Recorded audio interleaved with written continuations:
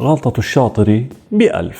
قال أجدادنا وأسلافنا غلطة الشاطر ب1000، واعتبروا أن الشاطر هو الإنسان المحنك الذي يتعلم من تجاربه وتجارب الآخرين سابقا.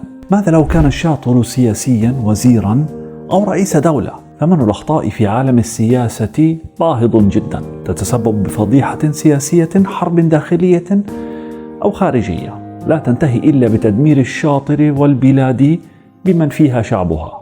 أكبر غلطة الشاطر ب1000 في التاريخ.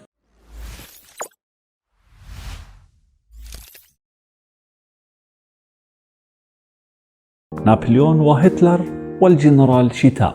الرابط الحقيقي بداية من قصة نابليون وصولا إلى هتلر هو أن من يتعلم من أخطاء التاريخ يكررها. تاريخيا وفي عام 1812 توقف نابليون على أبواب عاصمة الاتحاد السوفيتي موسكو، وبدأت التشققات الحقيقية تظهر في نظام نابليون الإمبراطوري. بعد أكثر من 100 عام لم يتعلم هتلر من أخطاء التاريخ، لذلك كررها. توقف هتلر أيضا عام 1941 على مشارف موسكو العاصمة الإمبراطورية الروسية، ولقى الجيش الألماني نفس التشققات.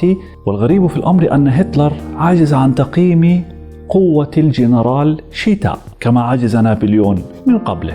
نجح نابليون وهتلر في غزو أوروبا من خلال الجيش المنظم والتكتيكات الحربية الحديثة التي توصلوا إليها، حتى أصابهم الغرور وقرروا غزو روسيا لتكون روسيا نقطة بداية النهاية.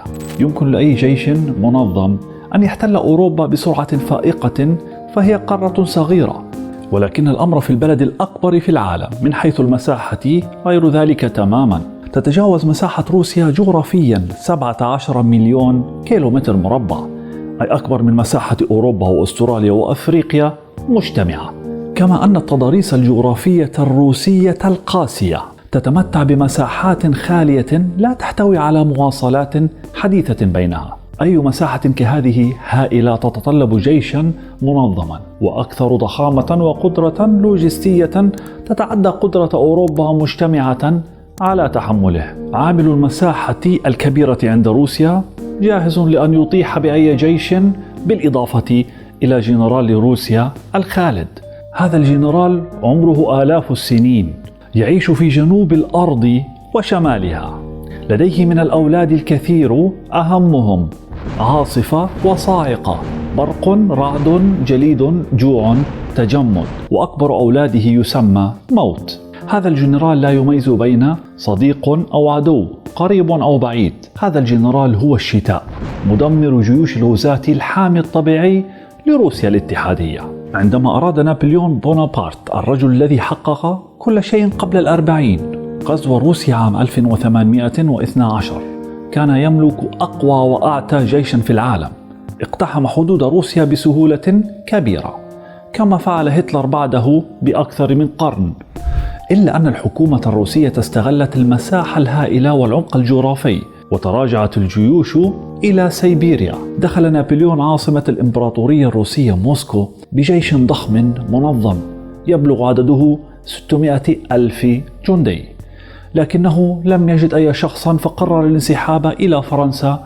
لسوء حظ نابليون أن موعد الجنرال شيتاء قد حل أثناء عودته. أصبحت درجة الحرارة 40 تحت الصفر. قضى زمهرير الجنرال شيتاء على 500,000 من قوات نابليون. وكان قرار غزو روسيا هي غلطة الشاطر والخطيئة الكبرى. في عام 1941 امتلك هتلر أقوى جيش في ألمانيا، في حين طمع هتلر بحقوق النفط الروسية، وكرر غلطة نابليون في روسيا بجيش قوامه 3 ملايين عسكري. أدرك ستالين عجز القوات العسكرية عن مواجهة الجيوش الألمانية، وبمساعدة الجنرال شيتاء المفضل لديهم بدأ الروس بأكبر معركة دموية في تاريخ البشرية، ستالينغراد، وتمكنوا من طرد الألمان من روسيا واحتلال هنغاريا ورومانيا والنمسا وشرق ألمانيا. ظن هتلر أن بإمكانه احتلال روسيا، ولم ينظر إلى أخطاء من سبقوه، حتى أنه لم يزود جيشه بملابس شتوية. وأسفرت هذه المعركة عن أكثر من 1.5 مليون قتيل. درجات الحرارة التي بلغت 45 تحت الصفر كانت كفيلة بإيضاح النصيب الأكبر من جيوش الألمانية لهتلر. غلطة هتلر الكبرى وعدم تقديره للأمور كانت غلطة الشاطر ب1000، والتي عجلت بسقوطه ثم انتحاره.